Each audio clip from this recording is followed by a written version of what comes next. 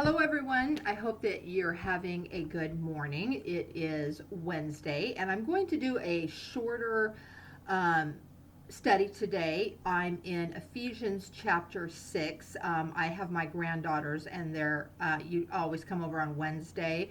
And usually I'm wore out after they leave, so I'm going to do a shorter version before they get here. So I'll get right into it.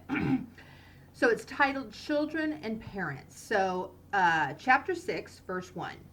Children, obey your parents because you belong to the Lord, for this is the right thing to do. Honor your father and mother. This is the first commandment with a promise. If you honor your father and mother, things will go well for you and you will have a long life on the earth. Fathers, do not provoke your children to anger by the way that you treat them. Rather, bring them up with the discipline and instruction that comes from the Lord. So, stopping there so I can talk about this. Children need to obey their parents. We see a lot of kids nowadays that are spoiled rotten are not obeying their parents. We've all been to the grocery store somewhere where a kid is literally screaming their head off, throwing a total fit, and the parent is either ignoring it and pretending it's not happening because they're embarrassed, or they're threatening them, but it doesn't work because that they do this at home and they don't take the consequences seriously, otherwise they'd stop.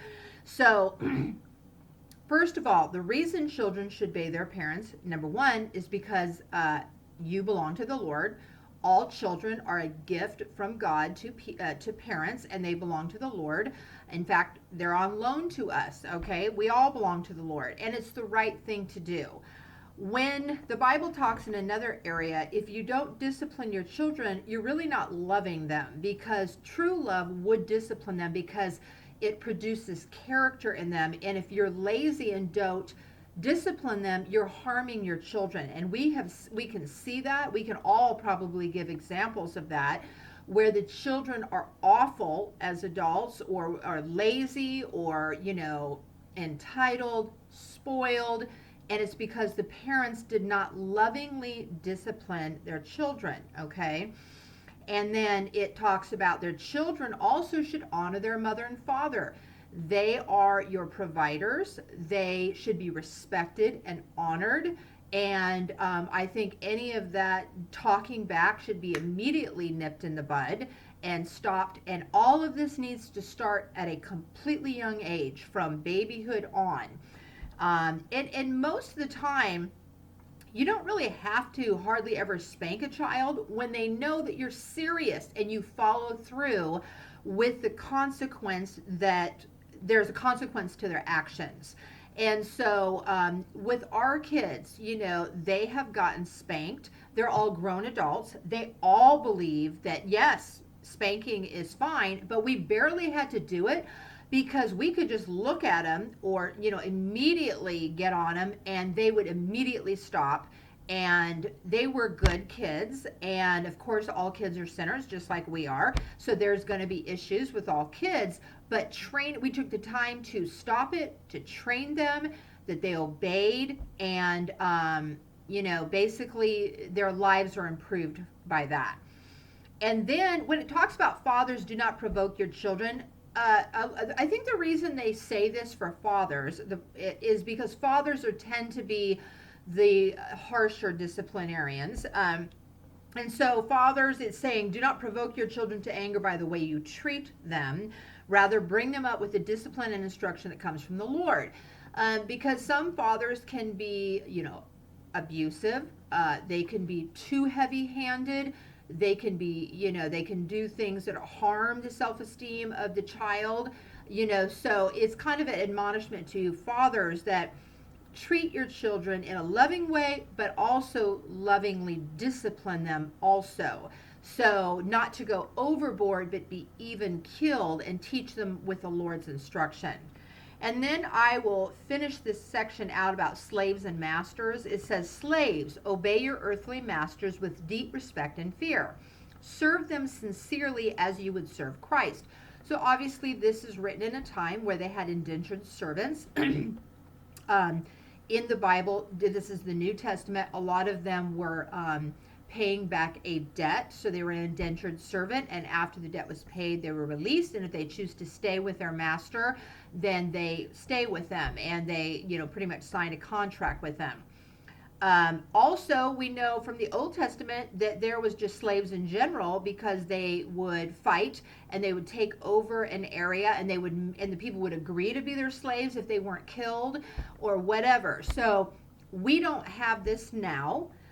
Obviously, there is slavery in other nations. I mean, I'm thinking about the Uyghur Muslim population that I believe is being forced into slavery in China, and those people, that is slavery. And so there is still slavery, but in the United States, there is hidden slavery of child trafficking, child molestation, people who are illegal immigrants that may have the cartel selling them off to do illegal slavery and work without pay or whatever.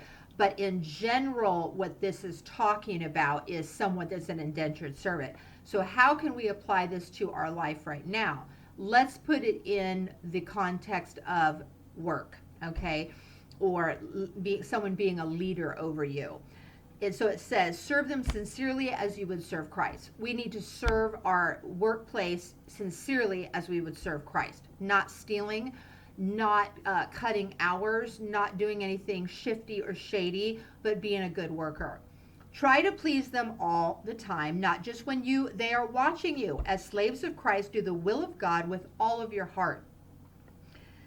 Work with enthusiasm, as though you were working for the Lord rather than for people. And that's one of my favorite verses about working in all things. Whether we work for someone, I don't work outside the home, but I work with enthusiasm and with all my heart, and try to do everything well, because God's watching and I want to do it well.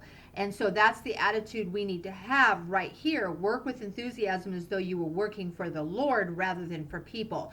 We need to remember that we are children of the King, and we should give our best in whatever we do. If that would be volunteering, working our own home, serving people. And then going on, it says, remember that the Lord will reward each one of us for the good that we do, whether we are slaves or free. Okay, whether we work or not.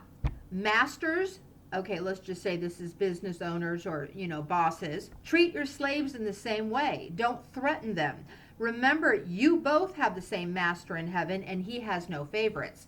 So basically, that would be Christian business owners. God's watching. And so pay them fairly. Pay them on time. Don't treat them like you're lording it over them. Respect them as people, whether they are brothers and sisters in Christ or not. Be fair-minded. And I think we should all pray for anyone that is in a slave now, whether that be in another country or hidden in America, and pray that they would be released, and that those people would be caught and they would be brought to justice, because that is a wicked thing. Well, I'm going to end it now since I'm short on time. I will see you back tomorrow, and I will finish that chapter. Have a great day.